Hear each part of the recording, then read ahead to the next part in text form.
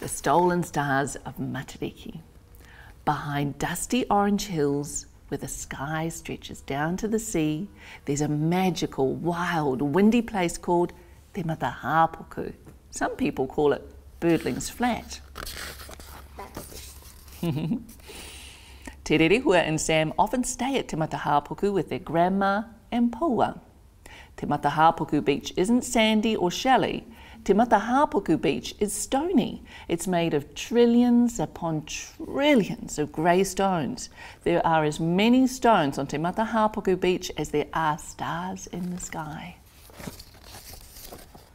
Te Rerehua and Sam love to search there for special stones called agate. Do you girls know what agate is? No. It's a beautiful gemstone, and people come from all around the country to Birdling's Flat, to Te Matahapoku, to look for the beautiful gemstone. So, they're tricky to find agate, but they're worth it. Unlike the grey stones, agate gleams bright white. If you hold it up to the light, it's as if you can see right through it. At night, the two children dress warmly and go eeling with Grandma and Paua. Paua uses his torch and gaff to catch the eels. Can you girls see any strange little figure on any of these pages? Oh, where? Right there. Oh, okay, let's keep an eye on that guy. Who's he? Here. Oh, he's there again, you're right. Grandma lies on the stones with Sam and Te Rerehua. They look up at the sky, bursting with stars. As Paua's gaff splashes into the water and the wind whips around their cheeks, Grandma tells the children stories.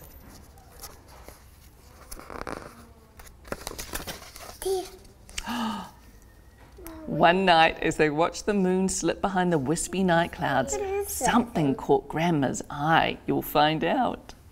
Pai kare, she exclaimed. What's happened to Matariki? There are normally 9 stars, but tonight I see only 7. What's happened to Pohutukawa and Hiwa i te rangi?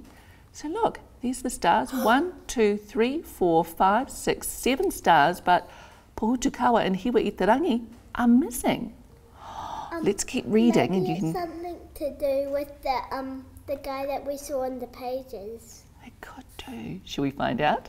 Okay. I think he might have stolen them. Do you reckon? Okay, let's find out. Tricky. Some people are tricky. That's so true. They're kind of tricky. Sam and Te Rerehua scanned the night sky. Grandma was right. There were 2 stars missing from the Matariki cluster. Oh dear. I know what's happened, said Grandma. What? Oh, sneeze.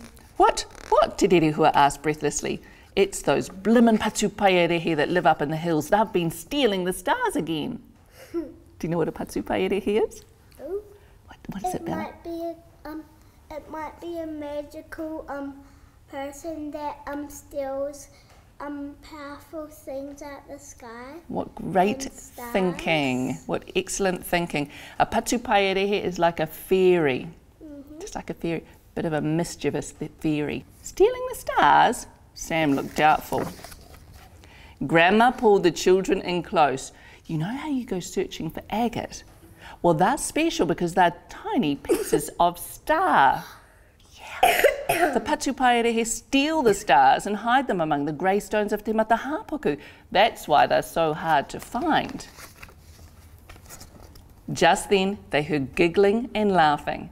Without making a sound, Grandma and the children picked their way up the stony bank. Peering over the top, they couldn't believe their eyes. Down at the water's edge was a group of patupaiarehe. They were dancing about. And oh, how they danced. And inside their rope or net lay 2 glowing rocks. What were the rocks? Yes. The stars. The stars, exactly. Oh, where? They've captured Pohutukawa and Hiwa i te rangi, whispered Grandma. Without those 2 stars, it'll be hard to know when it's time to stop eeling and rest for winter. Sam and Te Rerehua looked at her with alarm. What shall we do, Grandma? Well, listen to this bit, Mia, because you've got to remember. Well, patupaiarehe don't like sunlight. It burns their delicate white skin, Grandma began. Te Rerehua gasped. Oh, I know what to do. You wait here, Grandma. Haere taua. Let's go, Sam. Te Rerehua and Sam slipped in among the patupaiarehe. Because the children were small and fair-haired, the naughty patupaiarehe assumed they were also fairy people. Can we help? Te Rerehua asked. One of the Patupaerehe giggled. We're going to hide these 2 stars under the stones and then they'll break up into smaller pieces and we'll use them to make our kākahu, our clothes. You make your clothes from the stars? Exclaimed Sam. Yes, the impish Patupaerehe crowed as they twirled about in their glittering korowai. We can help, just tell us how, said Te Rerehua. Full of self-importance, the Patupaerehe all began talking at once, boasting about their techniques, how they cast their nets high into the sky to catch the perfect stars. Yes, and how they pull them down to earth. They told how the stones were ground down and how they would weave them into panikoti, korowai and tīpare, into their clothes. They skited for so long they did not notice the glow of the sun peeping over the horizon.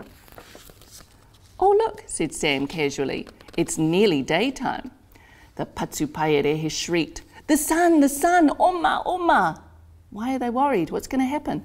Yes. They don't like sunlight, so yeah. they'll have to get somewhere very shady. Yes, they have to get away from the sunlight because, do you remember what it does, Mia?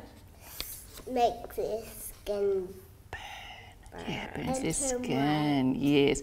Te Rerehua grinned. Her plan had worked. The fairies ran for the hills, leaving the 2 glowing stars, Pohutukawa and Hiwa-i-te-rangi, behind on the beach. Grandma Paua, Te Rerehua called. Grandma and Paua were very pleased with Sam and Te Rerehua. Ka pai tō kōrua mahi, they said. Good work, you 2. But what do we do now? Te Rerehua asked. Grandma looked fondly at Paua. He knew just what to do. Paua hooked Pohutukawa with his gaff. Stand back, he said to the children. Paua heaved Pohutukawa high into the sky. The star made a shining arc across the dawn sky as she bumped into the other stars, then took her place. Paua did the same for Hiwa-i-te-rangi. As the sun began to rise over the ocean, the 2 sister stars twinkled happily. Sam and Te Rerehua waved back. The 9 stars of Matariki were back together again. Grandma, Te Rerehua and Sam helped Paua carry his sack of newly caught eels home. The sun would dry the eels nicely on the rack. It was going to be a great day. The end. So, got any questions? No. Did you enjoy it? Well, I loved reading it to you. Thank you all so much. You guys had so many great thoughts. You've done a lot of good thinking, I can tell. And you sat so beautifully to read the book with me, so thank you all very much.